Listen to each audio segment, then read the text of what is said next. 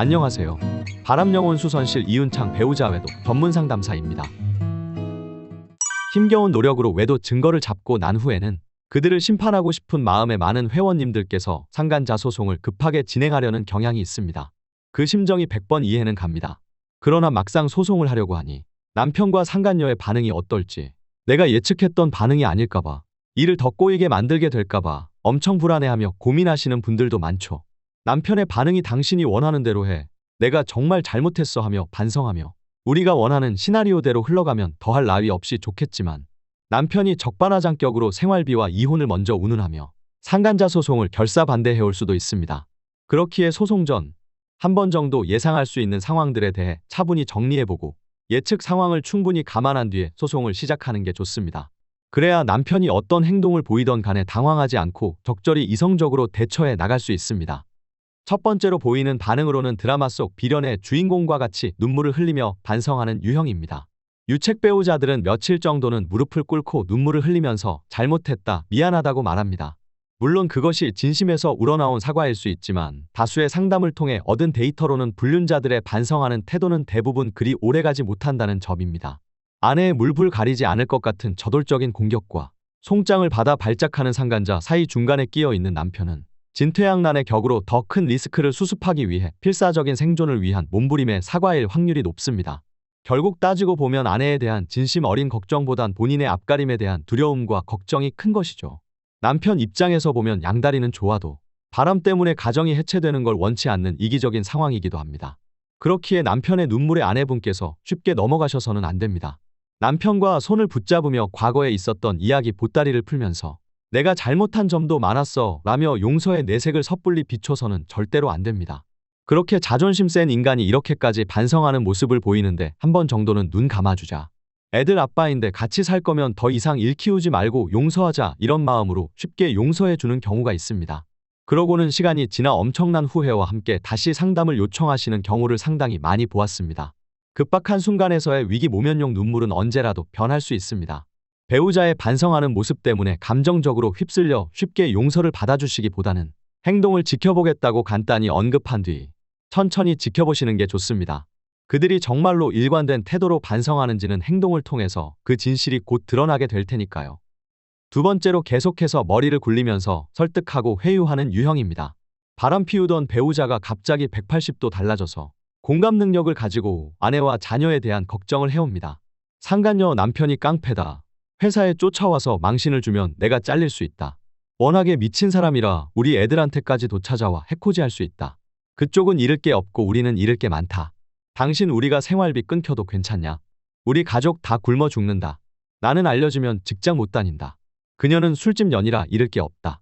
완전히 끝까지 가고도 남을 사이코패스 여자다.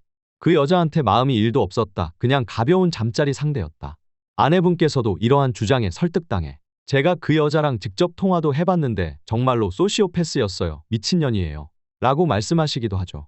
남편은 별의 별 최악의 상황들을 말해주면서 아내를 걱정해주는 척하며 동시에 아내의 두려움을 자극합니다.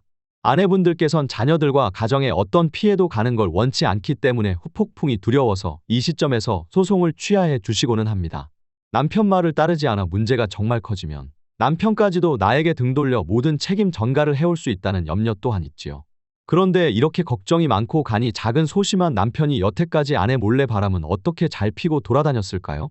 생존 본능이 강하며 교묘하고 얌체 같은 남편일수록 이러한 속임수로 아내의 눈을 가리는 경우가 많습니다. 배우자를 위해주는 척하며 두려움과 공포를 자극하고 그럴듯한 논리로 가장하는 건 가스라이팅의 일종입니다. 따라서 남편의 위기모면용 속임수에 속아 넘어가셔서는 안 됩니다. 세 번째로 포커페이스를 하며 반응하지 않는 유형입니다. 송장이 도착한 지 한참 지났는데도 남편이 전혀 내색도 보이지 않을 수 있습니다. 그래서 답답한 마음에 상담 요청을 하시는데요. 그들이 어떤 꿍꿍이를 가지고 있는지 전혀 알 수 없으니 판이 어떻게 돌아가는지 저에게 물어보시는 거죠. 남편과 상간녀가 만약 헤어진 상태였을지라도 어떤 식으로든 긴급 연락망을 가지고 있을 가능성이 높습니다. 발등에 불이 떨어진 상간자가 어떤 식으로든 남편에게 소송 소식을 전달해서 같이 논의를 하려고 들 테니까요. 무반응 남편의 경우 굉장히 뻔뻔하고 고단수인 남편 유형일 가능성이 높습니다. 상간녀와 관계가 깊은 경우라면 뒤에서는 상간녀와 함께 입을 맞추며 치밀하게 작전을 짜고 있을 것입니다. 이혼 변호사를 만나고 법적으로 알아보면서 아내의 소송에 침묵으로 일관해올 가능성이 큽니다. 만약 아내가 싸움을 걸어오면 맞불을 놓아 부부관계를 파탄내기 위해 싸움을 크게 지속하거나 회피형으로 모르쇠로 일관하면서 아내에게 책임 전가를 하려고 듭니다. 아내분께서는 중간중간 싸움을 걸어 감정적으로 갈등의 빌미를 남편에게 던져주기보다는 남편보다 더 차갑게 인내하시다가 때가 되면 그들이 준비할 틈 없이 단숨에 몰아쳐서 상간녀와 입을 더 이상 맞추지 못하게끔 한 번에 남편과 주변 상황을 제압하는 대처를 하셔야 합니다. 네 번째로 무식하게 나오면서 폭언과 폭행을 일삼는 남편 유형입니다. 너무 단순하고 무식해서 마지막 남은 정내미까지 떨어뜨리게 만드는 유형입니다. 아내에게 폭행을 행사하고 집안에 물건을 부수거나 윽박지르며 위협하는 모습을 보이는데요. 본인의 행동 때문에 아내가 겁을 먹고 소송을 취하할 것이라고 생각하는 경우입니다. 이런 경우 상간녀와의 관계를 포기하지 않고 필사적으로 방어하겠다는 뜻입니다. 남편의 발광하는 행동에 겁을 먹는 반응을 보이지 말고 경계선을 짚고 직접적으로 대응해 주지 말아야 합니다. 이런 미성숙한 남편의 경우 본인의 지랄 발광 위협이 먹힌다고 생각되는 경우 그 발광의 정도는 점점 더 강해지고 아내에 대한 기만과 무시는 더 심해지게 됩니다. 자녀들 앞에서도 스스럼없이 아내를 공격하기도 하는데요. 그러한 폭력적인 행동들을 다시는 하지 못하도록 경찰에 신고하거나 조치를 취하셔야 합니다. 남편이 휘두르는 대로 가만히 있거나 잘못된 행동을 침묵 속에 용인하고 넘어가는 것보다는 공권력을 이용해 그에 해당하는 책임을 받게 만드는 게 좋습니다. 지랄 발광형 남편은 상간녀에 물려서 광견병에 걸린 개 정도로 취급해야 합니다.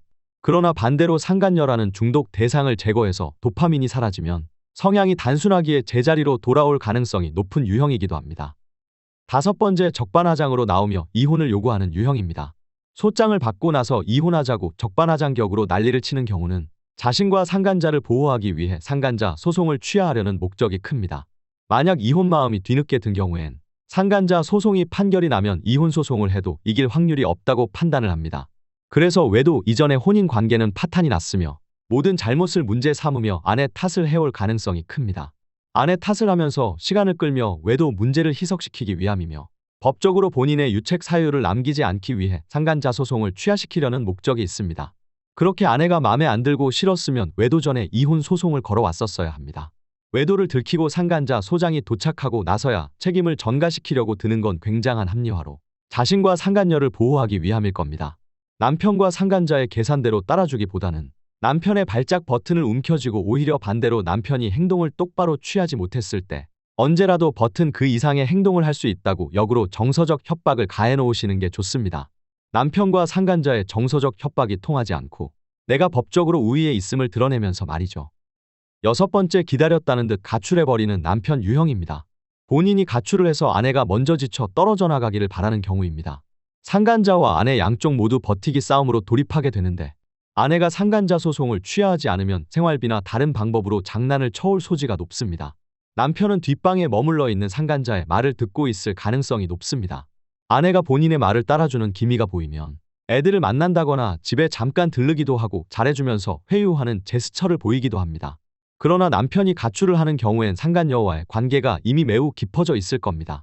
남편과 상간녀의 당근과 채찍 전략에 휩쓸리며 동조되기보다는 남편의 태도는 무시하고 상간자를 직접적으로 공격하는 게 효과적입니다. 남편이 어떤 대응을 하더라도 일일이 맞대응해서 싸우거나 가치관이 흔들려 남편과 상간자가 원하는 바대로 들어주기보다는 단호하고 일관된 태도를 보이는 것이 중요합니다. 그래야지만 회원님께선 마음의 중심을 잡을 수 있고 바람은 또 재발이 되지 않고 가정은 안정되어 나갈 것입니다. 거짓된 제스처로 불륜을 용서하며 마무리하는 것은 불씨를 완전히 끄지 않고 남겨놓는 것과 같습니다. 남편의 회유와 겁박에 흔들리지 말고 상간녀라는 불씨를 밟아 완전히 진화하셔야만 합니다.